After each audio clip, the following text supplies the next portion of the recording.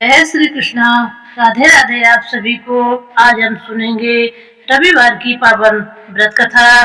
प्राचीन काल में एक बुढ़िया थी। वह नियमित रूप से रविवार का व्रत करती थी। रविवार के दिन सूर्योदय से पूर्व उठकर बुढ़िया स्नान आदि से निवृत्त होकर आंगन को गोबर से लीपकर स्वच्छ करती। उसके उपरांत सूर्य भगवान की पूजा करती थी तथा कथा सुनकर सूर्य भगवान को भोग लगाकर दिन में एक समय भोजन करती थी। इसी तरह रविवार का व्रत करती। सूर्य भगवान की कृपा से बुढ़िया को किसी प्रकार की कोई कमी या चिंता नहीं थी। उसका घर धन धान्य से भरा हुआ था। उस बुढ़िया को सुखी देखकर उसकी पड़ोसन उससे बहुत जलती थी। बुढ़िया रोजाना पड़ोसन के आंगन में बंधी गाय का गोबर लाती और अपना घर लीपती थी। शनिवार के दिन रात को पड़ोसन ने अपनी गाय को घर के भीतर बांध दिया ताकि बुढ़िया अपना घर न लीप सके। रविवार को गोबर न मिलने से बुढ़िया अपना आंगन नहीं लीप सकी।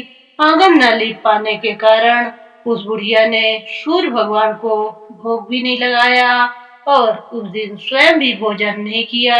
सूर्यास्त होने पर बुढ़िया भूखी प्यासी सो गई। रात्रि में सूर्य भगवान ने उसे स्वप्न में दर्शन दिया और व्रत न करने तथा उन्हें भोग न लगाने का कारण पूछा। बुढ़िया ने बहुत ही करुण स्वर में पड़ोसन के द्वारा घर के अंदर गाय बांधने और गोबर न मिल पाने की बात बोली। सूर्य भगवान ने अपनी अनन्य भक्त बुढ़िया की परेशानी का कारण जानकर उसके सब दुख दूर करते हुए कहा, हे माता, तुम प्रत्येक रविवार को मेरी पूजा और व्रत करती हो। मैं तुमसे अति प्रसन्न हूँ और तुम्हें ऐसी गाय प्रदान करता हूँ जो तुम्हारे घर आंगन को धन धान्य से भर देगी। तुम्हारी सभी मनोकामनाएं पूरी होंगी। स्वप्न में उस बुढ़िया को ऐसा वरदान देकर सूर्य भगवान अंतर्ध्यान हो गए। प्रातः काल सूर्योदय से पूर्व उस बुढ़िया की आंख खुली तो वह अपने घर के आंगन में सुंदर गाय और बछड़े को देखकर हैरान हो गई। गाय को आंगन में बांधकर उसने जल्दी से उसे चारा लाकर खिलाया। पड़ोसन ने उस बुढ़िया के आंगन में बंधी सुंदर गाय और बछड़े को देखा तो वह उससे और अधिक जलने लगी। तभी गाय ने सोने का गोबर किया। गोबर को देखते ही पड़ोसन की आंखें फट गई। पड़ोसन ने उस बुढ़िया को आसपास न पाकर तुरंत उस गोबर को उठाया और अपने घर ले गई तथा अपनी गाय का गोबर वहां रखाई। सोने के गोबर से पड़ोसन कुछ ही दिनों में धनवान हो गई। गाय प्रतिदिन सूर्योदय से पूर्व सोने का गोबर करती और बुढ़िया के उठने से पहले ही पड़ोसन उस गोबर को उठाकर ले जाती। बहुत दिनों तक बुढ़िया को सोने के गोबर के बारे में कुछ पता नहीं चला। बुढ़िया पहले की तरह हर रविवार को भगवान सूर्यदेव का व्रत करती रही और कथा सुनती रही। सूर्य भगवान को जब पड़ोसन की चालाकी का पता चला तो उन्होंने एक दिन तेज आंधी चलाई। आंधी का प्रकोप देखकर बुढ़िया ने अपनी गाय को घर के भीतर बांध दिया। अब पड़ोसन सोने का गोबर न ले जा सकी। सुबह उठकर बुढ़िया ने सोने का गोबर देखा तो उसे बहुत आश्चर्य हुआ। उस दिन के बाद बुढ़िया गाय को घर के भीतर बांधने लगी। सोने के गोबर से कुछ ही दिनों में बुढ़िया बहुत धनी हो गई। बुढ़िया के धनी होने से पड़ोसन और बुरी तरह जल भूनकर राख हो गई। अब की बार उसने अपने पति को नगर के राजा के पास भेजा और बुढ़िया के पास सोने का गोबर देने वाली गाय के बारे में बताया। राजा ने अपने सैनिक भेजकर बुढ़िया की गाय लाने का आदेश दे दिया। सैनिक बुढ़िया के घर पहुंचे। उस समय बुढ़िया सूर्य भगवान को भोग लगाकर स्वयं भोजन ग्रहण करने वाली थी। राजा के सैनिक जबरदस्ती गाय और बछड़े को महल की ओर ले चले। बुढ़िया ने प्रार्थना की, बहुत रोई, चिल्लाई, लेकिन राजा के सैनिकों ने नहीं माने। गाय व बछड़े को लेकर चले गए। बुढ़िया को बहुत दुख हुआ। उस दिन उसने कुछ नहीं खाया और भूखी प्यासी सारी रात सूर्य भगवान से गाय व बछड़े को लौटाने के लिए प्रार्थना करती रही। गाय को देखकर राजा बहुत खुश हुआ। सुबह जब राजा ने सोने का गोबर देखा तो उसके आश्चर्य का ठिकाना न रहा। उधर सूर्य भगवान को भूखी प्यासी बुढ़िया को इस तरह प्रार्थना करते देख उस पर बहुत दया आई। उसी रात सूर्य भगवान ने राजा को स्वप्न में कहा, राजन, बुढ़िया की गाय व बछड़ा तुरंत लौटा दो, नहीं तो तुम पर विपत्तियों का पहाड़ टूट पड़ेगा।